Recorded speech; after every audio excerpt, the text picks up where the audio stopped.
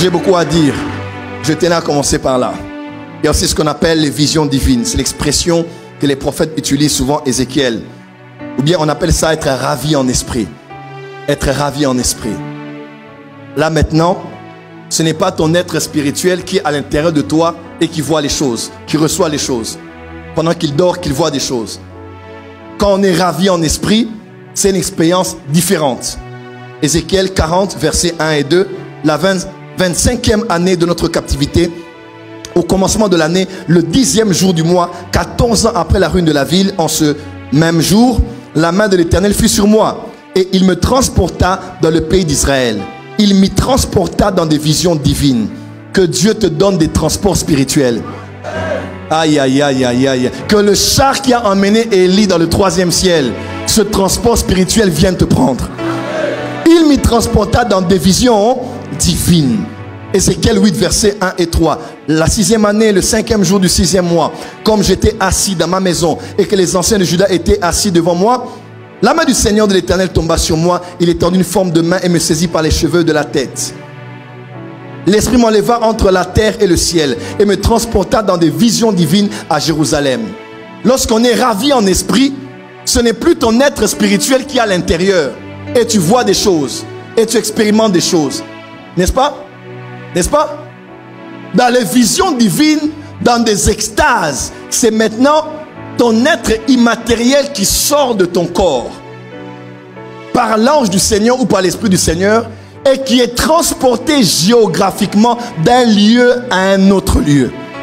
Soit emmené au ciel, soit emmené au séjour des morts, soit emmené dans une autre dimension du monde spirituel. Rappelez-vous d'Apocalypse 1, il était déjà en esprit, mais d'Apocalypse 4, il a été emmené encore dans une autre dimension de l'esprit.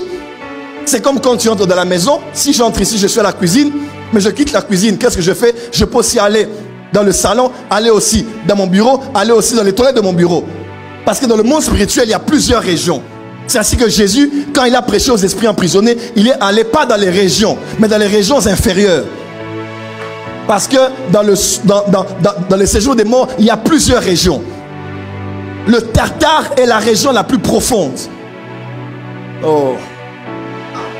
Dans le monde spirituel aussi, il y a plusieurs dimensions. Il y a plusieurs lieux. Vous allez voir Ézéchiel qui arrive devant la statue qui excite la jalousie de l'Éternel. Et puis il entre. Et puis on lui dit, perce la muraille. Il perce. Il voit une porte, ouvre la porte. Il entre. Et puis il avance. Il entre encore. Quand tu es transporté, tu peux aller d'une vision à une autre vision. D'une dimension à une autre dimension. Parce que là, tu es ravi en esprit. Et moi, ce sont des choses que j'ai beaucoup expérimentées dans ma vie. Beaucoup.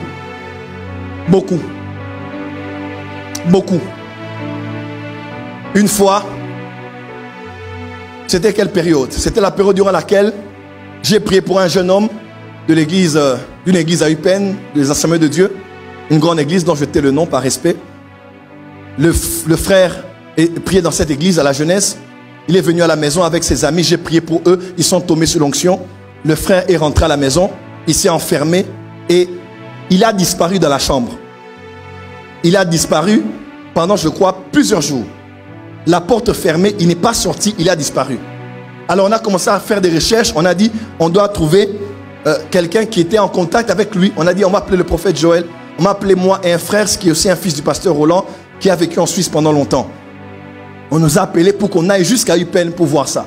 On arrive là-bas, ils disent non, la porte est fermée, il n'est pas sorti ici. Et moi je dis, laissez-moi entrer, je vais checker s'il y a de l'ADN.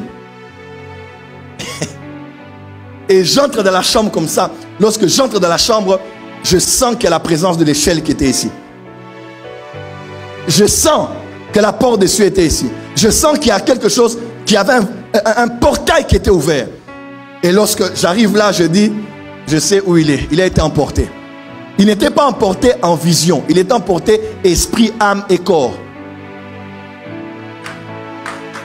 Et ça a failli me créer des problèmes parce que déjà on se disait, les réunions du Saint-Esprit, les expériences spirituelles, ça fait me... Et j'ai dit, qu'est-ce que je vais faire? J'avais écrit à l'époque au prophète Francine Gawala.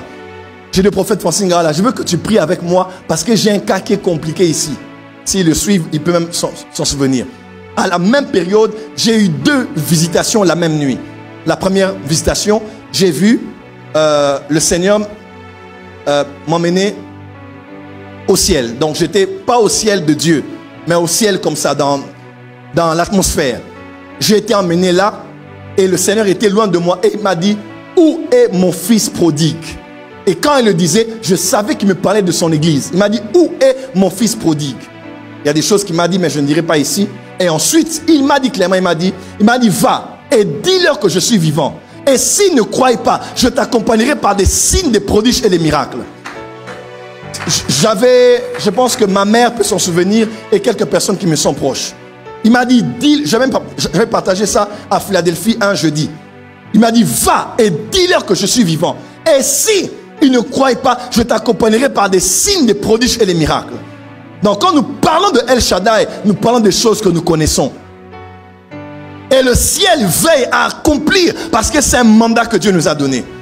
Et la même nuit, c'était la même nuit quand je me suis réveillé, je transpirais, je transpirais de partout. Et puis je me suis rendormi. C'est là que je me suis vu au stade, comme Tata Raphaël.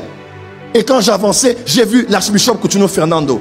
Il m'a regardé parmi beaucoup de pasteurs avec qui on était. Il m'a dit, toi, jeune homme, viens. Et quand je suis venu, il m'a dit, donne-moi ta main. Quand j'ai donné la main, il m'a dit, je te donne quelque chose qui m'a été donné par un avant moi. Et je savais que la personne qui le lui avait donné, c'était un blanc. Personne n'avait pu se rappeler de la vision. Je savais que c'était un blanc qui le lui avait donné. Maï Shabda était autour de lui, Tolos Mona était autour de lui, je ne sais pas si c'est lequel exactement. Et quand il m'a tenu la main, c'est le jour où quand je me suis réveillé, ma main était paralysée. Je suis allé le matin jusque voir ma mère au salon pour dire, ma main est bloquée. Parce que la puissance de Dieu était sur la main. Levez-vous là où vous êtes. Fire Holy Ghost.